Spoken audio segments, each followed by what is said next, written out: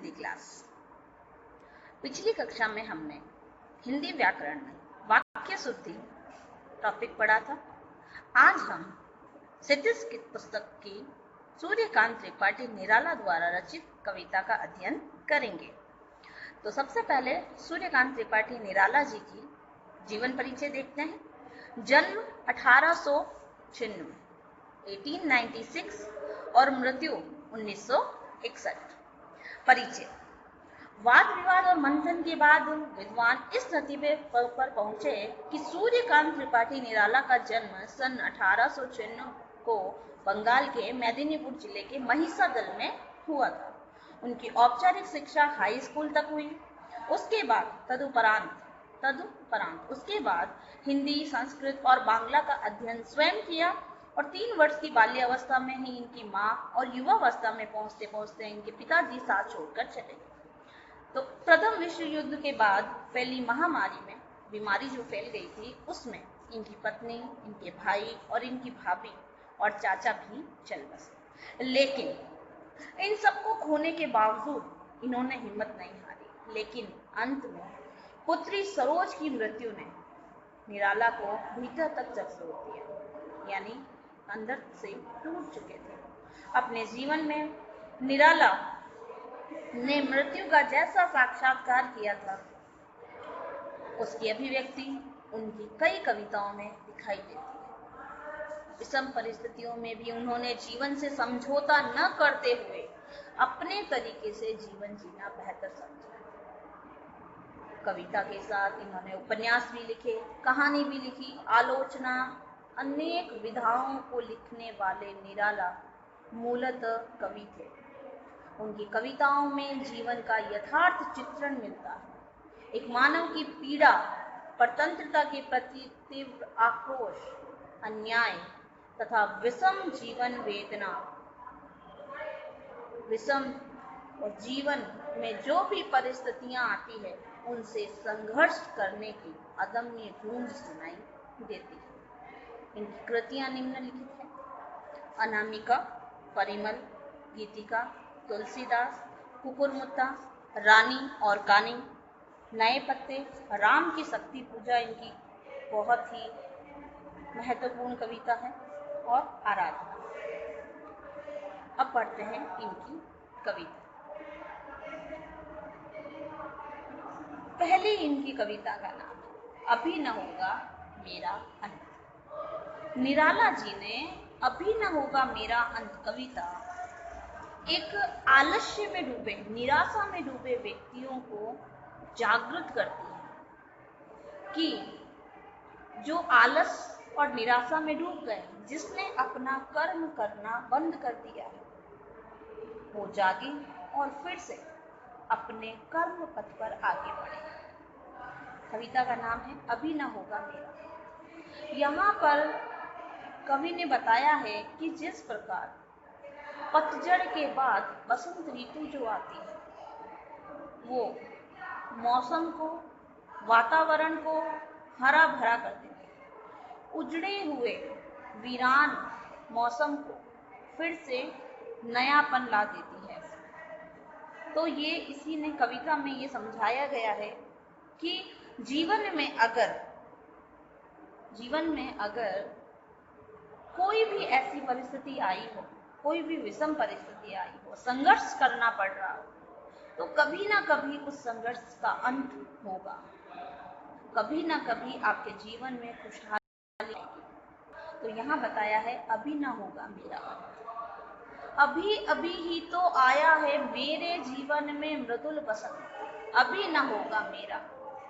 जिस प्रकार बसंत ऋतु का आगमन होने पर चारों तरफ हरियाली छा जाती है और आते ही उसका अंत नहीं होता, तो यहाँ अपने यौवन अवस्था, यहाँ अपने युवावस्था को प्रदर्शित करते हुए कहता है कि अभी ना होगा मेरा अंत, कि अभी मेरा अंत नहीं होगा, क्योंकि अभी अभी तो आया है, अभी अभी ही आया है मेरे मन में मृदुल बसंत, मेरे जीवन में मृदुल यानी कोमल, मृदुल बसंत यानी ये जो युवावस्था है, ये अभी अभी मेरे जीवन में आई है और अभी इसका अंत नहीं होगा।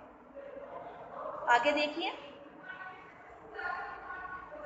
हरे हरे ये पात, डालियां कलियां कोमल का। कवि ने बसंत ऋतु का वर्णन करते हुए कहा है कि बसंत ऋतु के आगमन पर जिस प्रकार पेड़ों पर हरे हरे पत्ते लगते हैं, नई डालियां आती है, नई कलियां खिलती है और कोमल घात, घात यानी शरीर, और उनकी जो तने होते हैं वो कोमल होते हैं, तो जिस प्रकार उनके जीवन में नव जीवन आया है, उन्होंने नयापन आया है उनके जीवन में, तो वही जीवन, वही नयापन, वही युवावस्था मुझे प्राप्त हुई है। ठीक है, तो मैं ही अपना स्वप्न मृदुल कर फेरूंगा निंद्रित कलियों पर जगा एक प्रत्युष मनोहर। मैं ही अपना स्वप्न मृदुल कर, अपना स्वप्न, मैं अपने सपने द्वारा, मैं अपने सपनों द्वारा, मैं जो सपने देखूंगा, मैं युवावस्था में हूँ, मैं जो सपने देखूंगा, मैं अपने सपनों रूपी कोमल कल्पनाओं से मृदुल कर, कोमल कल्पनाओं रूपी कर, अपने उन स्वप्नों के हाथों को फेरूंगा निंद्रित कलियों पर। निंद्रित कलियां यहाँ किसके लिए आया है? आलस्य और निद्रा में, निराशा में डूबे व्यक्तियों के लिए, कि मैं ही अपने सपनों को आगे बढ़ाकर अपने सपनों रूपी हाथ को उन सोए हुए, उन निराश हुए, उन आलस में डूबे व्यक्तियों पर फेरूंगा। जगह एक प्रत्युष मनोहर, प्रत्युष होता है प्रातः काल, एक मनोहर, एक उनके अंदर नया प्रातः काल जगाऊंगा, अर्थात उनमें फिर से निराशा में डूबे व्यक्तियों में, निराशा में डूबी जनता में फिर से आशा का संचार करूंगा। ठीक है, आगे बढ़ते हैं। पुष्प पुष्प से तंद्रालस लालसा खींच लूंगा, और हर एक पुष्प से, हर एक पुष्प से तंद्रालस लालसा खींच लूंगा। हर एक पुष्प के अंदर जो तंद्रालस है, जो नींद का आलस है, जो कर्म की गति उनकी रुक गई है, तो हर एक पुष्प पुष्प जिस प्रकार बसंत ऋतु आती है तो घास का तिनका भी हरा भरा हो जाता है, उसमें भी फिर से जान आ जाती है। तो हर एक पेड़ पौधा, कली डाली पत्ती सब कुछ खिल जाते हैं। तो यहाँ कवि कहता है, मैं भी अपनी युवावस्था में अपने स्वप्नों से, अपनी कविताओं से, अपने साहित्य सृजन से पुष्प पुष्प से तंद्रालस खींच लूंगा। हर एक व्यक्ति के अंदर जो आलस है उसको मैं खींच लूंगा, अर्थात मैं दूर कर दूंगा। अपने नव जीवन का अमृत सहर्ष सींच लूंगा मैं, अपने नव जीवन का, कि मैं अपने नव जीवन में जो हासिल करूंगा, या मैंने जो उपलब्धियां हासिल की है, या नव जीवन में जो अनुभव प्राप्त किए हैं, उन अनुभवों से उन सोए हुए व्यक्तियों में सहर्ष सींच दूंगा, अर्थात मैं उनको भी जागृत कर दूंगा। आगे देखिए, द्वार दिखा दूंगा फिर उनको, हैं वे मेरे जहां अनंत। फिर मैं उनको द्वार दिखा दूंगा। द्वार कौन सा? अपनी रचनाओं से मैं उनका मार्गदर्शन कर दूंगा।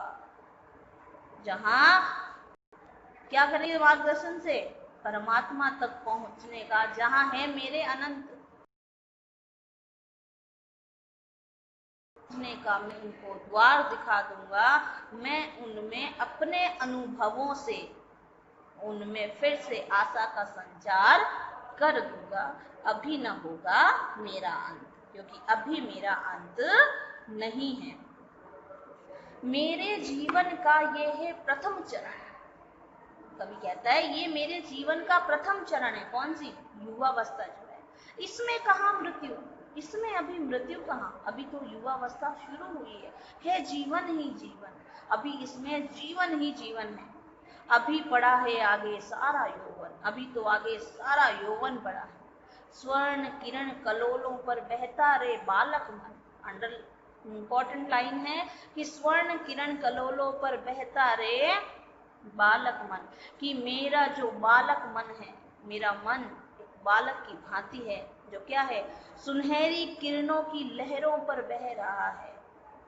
अभी तो क्या है, उसका मन क्या है, बालकपन, यानी उसकी अभी प्रौढ़ता नहीं आई, अभी उसमें प्रौढ़ता नहीं है, अभी उसका मन बालक का मन है, अभी अभी युवावस्था आई है, अभी तो क्या है, उसमें बचपना है, बालकों जैसा भोला कल्पनाशील मन है उसका अभी।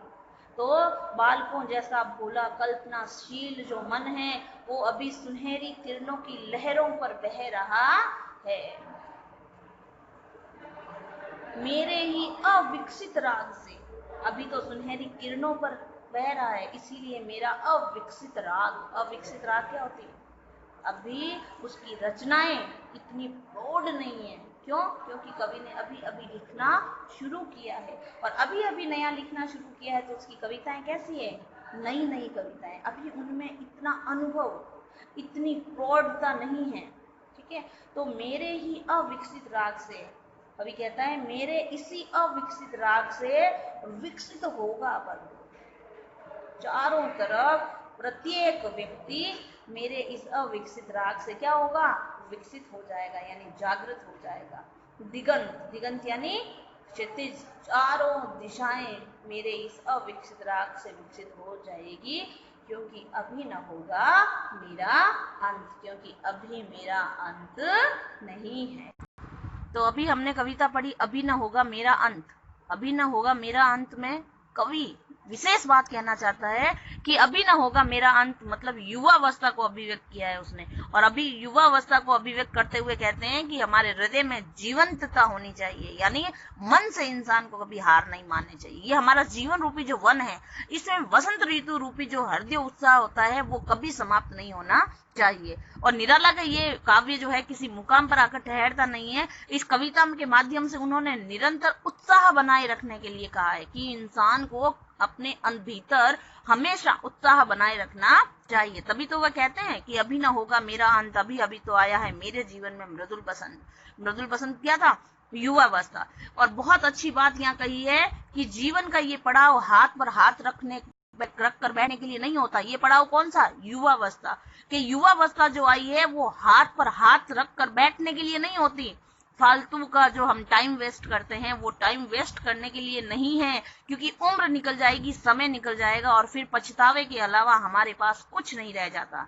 इसीलिए निराला ने वसंत ऋतु के माध्यम से समझाया है कि ये युवावस्था का पड़ाव जो है वो हाथ पर हाथ रखकर बैठने के लिए नहीं है, बल्कि कर्म सौंदर्य को निष्ठापूर्वक आगे बढ़ाने के लिए है। हमें हमेशा अपना कर्म करते रहना चाहिए। ये कविता इनकी पूरी आशावाद से भरी है। आशावाद यानी इंसान के अंदर आशा होनी चाहिए, और जिजीविषा से लबरेज है। जिजीविषा अर्थात जीने की इच्छा। इंसान को कैसी भी परिस्थिति हो उसे अपने जीने की इच्छा नहीं छोड़नी चाहिए। और इस कविता का शब्द चयन और भाव सौंदर्य बहुत ही अनुपम है।